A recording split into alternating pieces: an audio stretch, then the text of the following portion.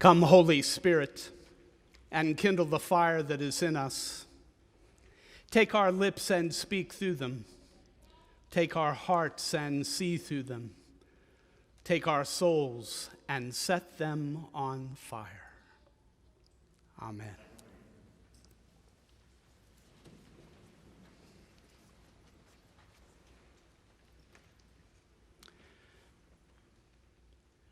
We are living in a broken piece of history, a shattered time, and we're all trying to comprehend how we might be restored to wholeness and health as individuals and as a society. We're trying to put all the pieces back together again. But make no mistake, even before COVID, we were living in a fractured reality. It's the human condition, really. And perhaps our highest calling as people of faith is to be committed to loving what is broken and engaging in the holy work of repair. Every single day we bind up our wounds in order to face the next day. We are the brave survivors of childhood traumas and other destructive episodes from our youth. We live through lies and heartbreak, betrayal and threats, bullying and violence, and unnumbered failures. No one slips through this life unscathed, untouched, unmolested by life's random cruelties. We are knocked down, but we keep getting back up again. This morning's gospel lesson features the healing of a blind man, Bartimaeus, the son of Timaeus. Note that he's not some nameless, random person in the gospel according to Mark. He has a name. He has a family. He has a story. He sits beside the main road which goes from Jericho to Jerusalem, and he begs in order to survive. We don't know what has caused his blindness. It was a pretty common affliction in ancient times. But we can imagine how he spends his days under a hot desert sun, waiting for the people who pass by to throw him some scraps of food or maybe a coin or two. And even though he doesn't see, he can still hear the travelers' stories as they pass by him. So Bartimaeus knows that the one who's being proclaimed as the Messiah is fast approaching.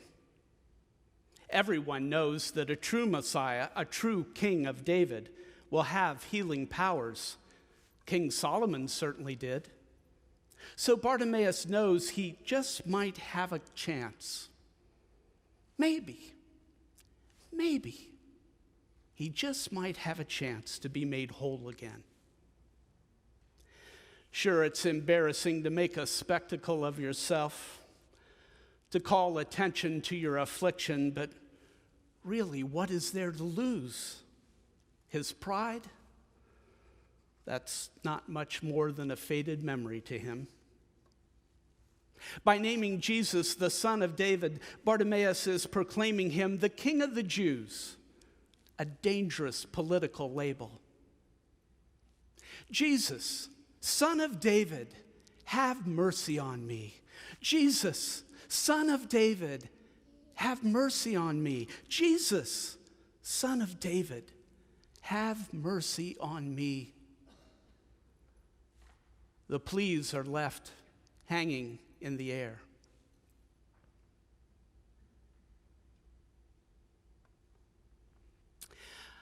I met the artist and theologian Makoto Fujimura several years ago when I invited him to deliver the Toker lectures in the Episcopal Diocese of Kansas.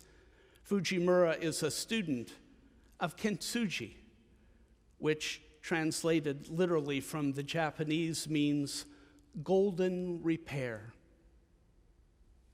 Kintsugi explains Julie Poulter, is the Japanese art of mending broken ceramics and lacquer mixed with precious metals in order to restore a bowl or a cup to wholeness and to function, while highlighting, rather than masking, the fractures.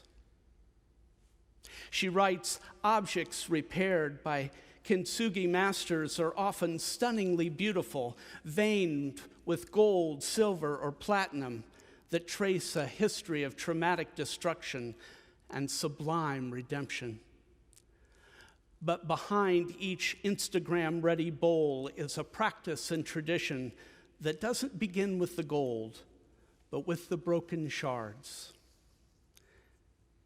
Kintsugi masters sometimes hand down a set of fragments through generations, contemplating the pieces, their beauty, their patina from use for decades before beginning the repair, which might itself take years. Fujimura says, I actually think that there's a virtue in being able to see the brokenness and the fractures, as painful as they may be. The lesson he draws from Japanese aesthetic values, his own experience of trauma, and the gospel itself is that we must first learn to behold even those painful, broken fragments as beautiful, rather than to rush to fix everything or to hide the damage. This is not cosmetic. This is not a Western notion of beauty, he clarifies, but beauty accentuated by care and nature and our communities. Beauty based on sacrifice, which I believe the Japanese aesthetic has refined. We begin with the brokenness. We begin with the shards, the memories of a time when there was wholeness and functionality. And then it takes a lot of time. It's a painstaking process, really. The pigments are pulverized minerals and precious metals applied in multiple layers in what Fujimura describes as a slow process that fights against efficiency. Prayer and contemplation are woven into the work, he says. The tiny mineral particles refract light, often creating subtle prismatic effects. It is a style of art made for the type of long, unforced gaze that slowly reveals ever more depth. Deceptively simple, quietly extravagant. You see, loving what is broken requires time.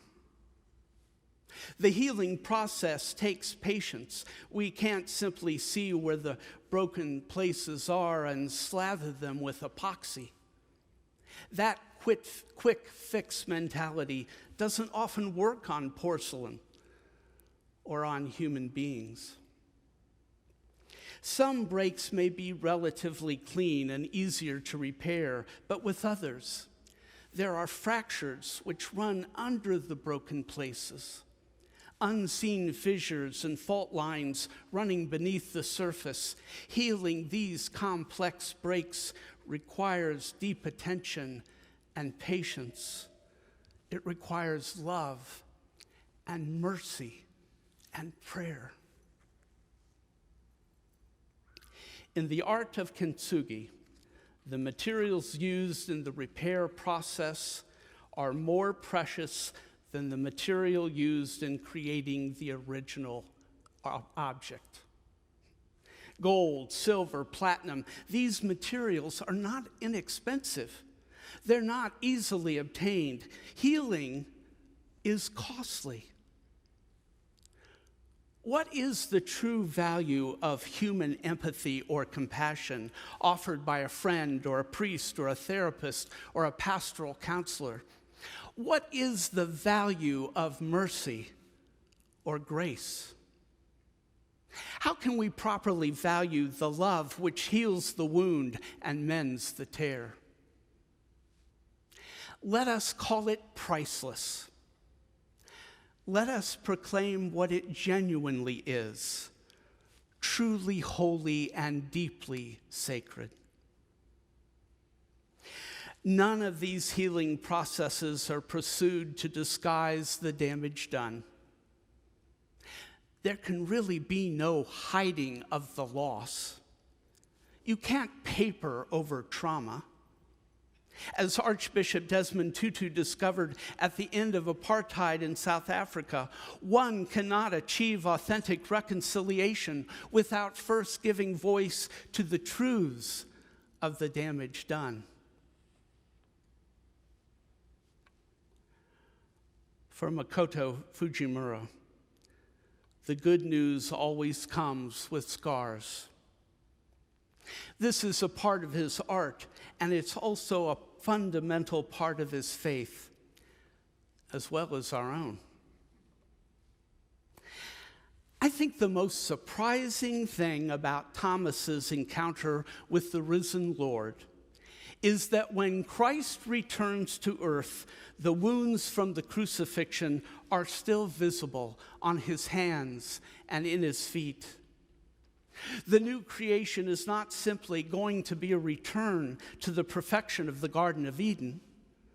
The new creation flows out of these sacred wounds and finds its regenerative power from within them. Now, just previous to today's lesson in the Gospel according to Mark, James and John made an unusual request of Jesus. They said, "Teacher, we want you to do for us whatever we ask of you." That should be your first clue. And Jesus responded, "What is it you want me to do for you?" And they told him that they wanted to be given seats of honor and privilege and to sit in glory at his left and at his right hands. Jesus refused their request, saying, first, they didn't have a clue about what they were asking. And second, it was not within his power to grant. But compare and contrast, if you will, this request with the humble plea of blind Bartimaeus. Bartimaeus is quite literally begging Jesus, crying out, "Jesus, Son of David, have mercy on me." And Scripture says that those around Jesus sternly ordered Bartimaeus to be quiet. Be quiet. Get out of here. Stop bothering us. We don't want to hear from you. And don't bother the Master. But he shouts out all the louder, "Son of David, have mercy on me." Can't you hear the desperation in his voice? Haven't you ever been that desperate for healing? The cancer which keeps reappearing, the angry breakup which was never resolved, the dying parent you pray for, the sick child with whom you would gladly exchange places if it would make any difference at all. Bartimaeus cries out in desperation for mercy, and Jesus asks him the same question he asked James and John, "What do you want me to do for you?" But unlike James or John, this blind beggar does not presume to ask the Son of David for a seat of honor or anything so superficial. He only wants to regain his sight. You see, Bartimaeus knows that he's blind. Sadly, James and John do not. If they were not so completely, absurdly blind, they wouldn't be asking for seats of honor or arguing about who is the greatest among them. Instead, they might be begging for mercy, praying to be healed of their profound spiritual blindness. So Jesus grants Bartimaeus his request and tells him, "Go. Your faith has made you well." But the interesting thing about Bartimaeus is that he doesn't go. He doesn't leave. Instead, he follows. Bartimaeus becomes a disciple of Jesus and follows him on the way to Jerusalem and on the journey which will lead to the cross and beyond. In the art of kintsugi, the materials used in the repair process are more precious than the materials used in the original object: gold, silver, platinum. These materials are not inexpensive, and they are not easily found. Healing costs something. It requires the rarest and most precious materials to heal human brokenness, up to and including Jesus Christ himself. It requires time and love and patience and faith. And it is the work to which each and every one of us has been called. Kintsugi, golden repair.